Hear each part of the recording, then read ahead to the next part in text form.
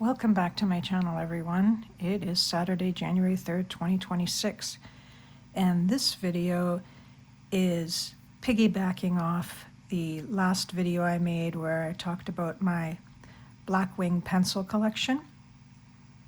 As you can see in front of you here, I have single pencils for several volumes and eras that I just wanted to go through. In my previous video, I showed you the boxes in which I have purchased several different volumes, but what I have here is a much more comprehensive collection. And I'm going to give a shout out to a Canadian retailer, online retailer, Duly Noted. You can go to dulynoted.ca and you can actually purchase single pencils. Very difficult to find on other websites. The blackwing602.com website doesn't even do this. So I was fortunate and grateful to find this site and to purchase these singles, because that way I can try them, see if I like them enough where I would spend the $44 or so Canadian on a full box of 12.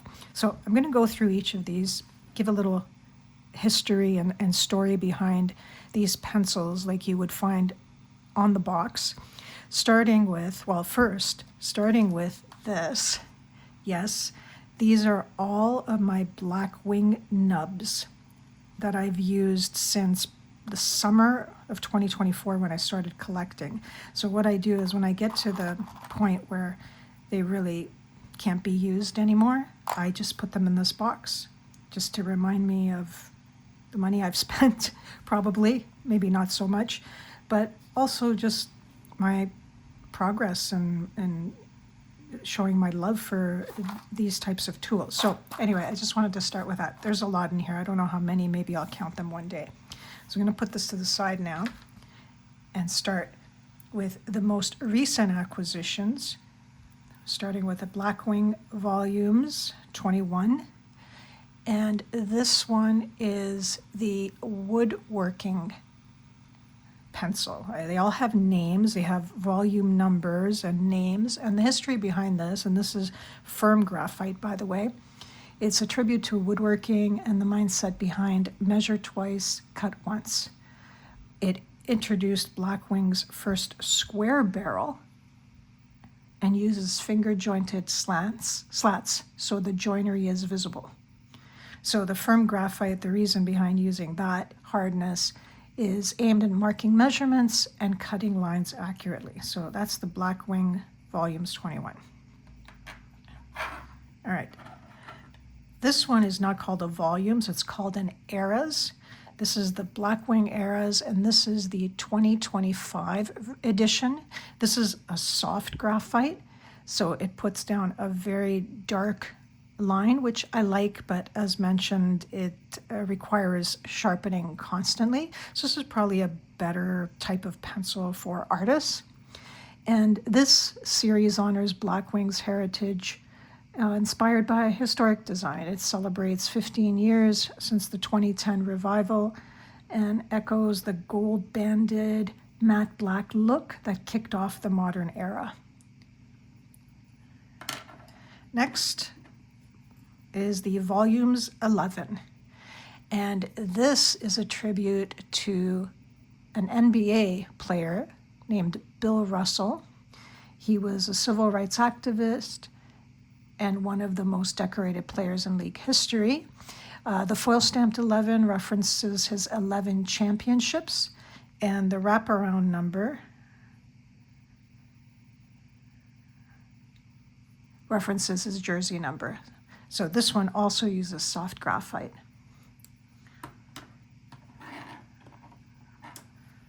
Volumes 71.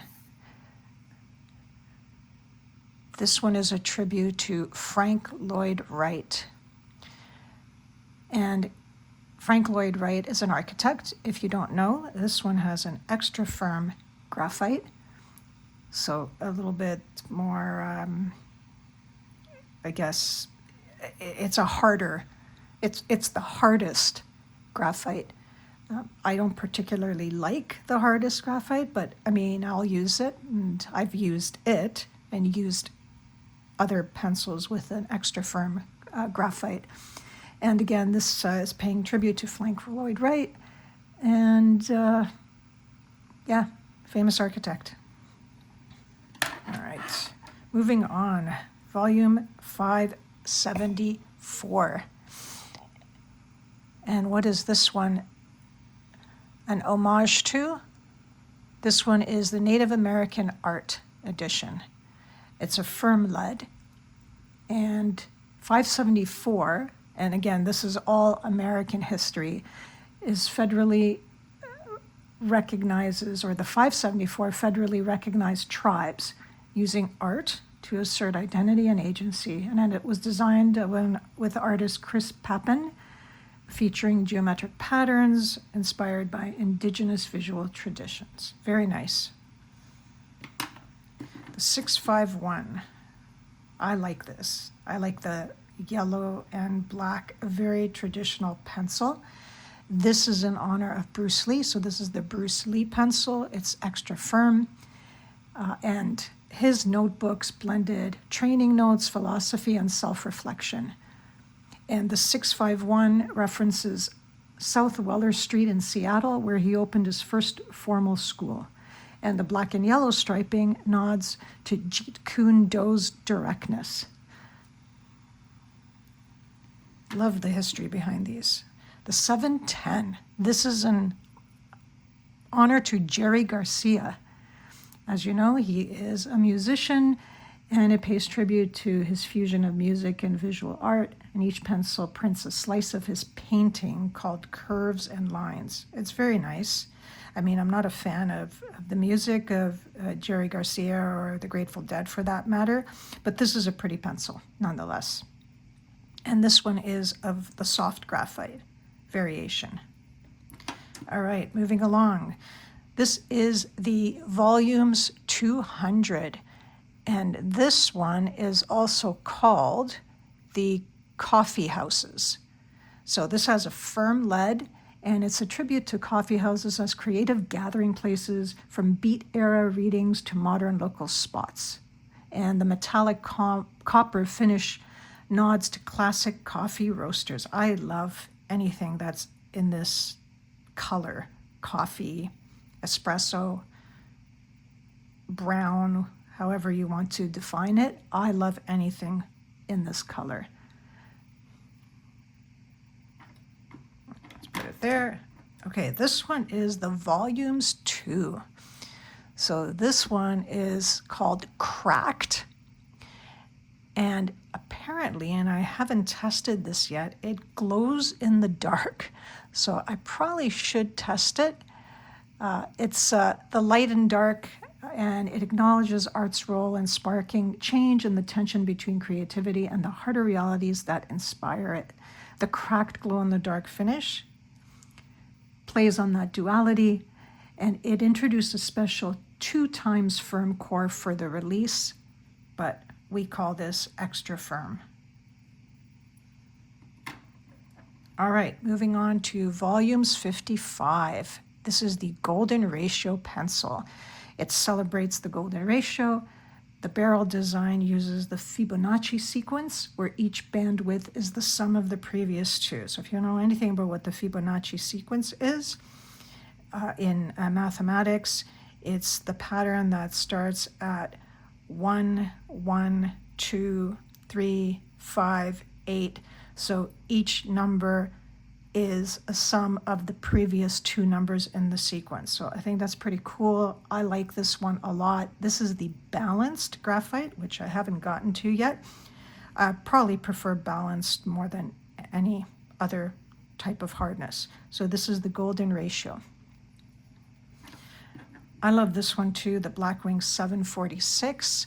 This is the Golden Gate Bridge. This is a firm graphite, even though it's firm and that's not my most favorite hardness. I just like the orange nature of this. And this is obviously an homage to the Golden Gate Bridge and modern engineering. The 746 is a reference to the 2 746-foot towers, and the finish recreates its international orange through a multi-layer process. Okay, we're getting there. This is one of my more recent acquisitions as well. I love this color. This is the Blackwing 140. And this one is the Culinary Arts, an homage to the Maillard reaction. So I didn't know what that was, and I looked it up, obviously. I went on the blackwing602.com website to get a little more information on this.